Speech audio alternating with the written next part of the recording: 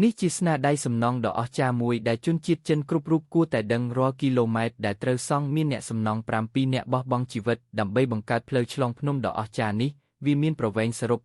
13.45 គីឡូម៉ែត្រឆ្លងកាត់បន្ទាត់ខូច8និងរន្ធភ្នំជាច្រើនស្ទើរតែ10កន្លែងក្នុងអំឡុងសំណង់មានការផ្ទុះអំបិលនិងការប្រែប្រួលភូមិសាស្ត្ររហូតដល់2000ដងដូចជាភ្លើងបាញ់នៅក្នុងភាពងឹតអ្នកជំនាញបរទេសធ្លាប់និយាយថាប្រទេសចិនត្រូវការរយៈពេល300ឆ្នាំដើម្បីសង់វាប៉ុន្តែអ្នកសំណង់ចិនបានប្រើតែដៃទេកាន់ញួរនិងដែកជ័រតូចដើម្បីជីកផ្លូវក្នុង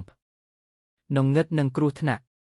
ពួកគេបានបង្ខំឲ្យភ្នំធំកង់ចុះឲ្យទន្លេបដូរទិសបង្កើតផ្លូវត្រង់តាមភ្នំដែលមិនធ្លាប់មានបន្ទាប់ពីសាងសង់រួចវាបានកាត់បន្ថយដំណើរពី2ថ្ងៃទៅត្រឹមតែ7ម៉ោងប៉ុណ្ណោះផ្លូវនោះគ្រប់សង់ទីម៉ែត្រមានឈាមនិងញើសរបស់អ្នកសំណង់ជាច្រើនសែនសប្តាហ៍ថ្ងៃនេះនៅក្នុងរូងមានចង្គៀងវែកប្រមាណ80000ដើមភ្លឺរលោងហើយទង់ជាតិចិនត្រូវបានបំភ្លឺដោយកំពុងហោះលើខ្យល់វាបានក្លាយជាសញ្ញានៃកម្លាំងចិត្តការបដិញ្ញានិងភាពអត់ធ្មត់របស់ជនជាតិចិនដែលមិនសូវអាចរកឃើញបាន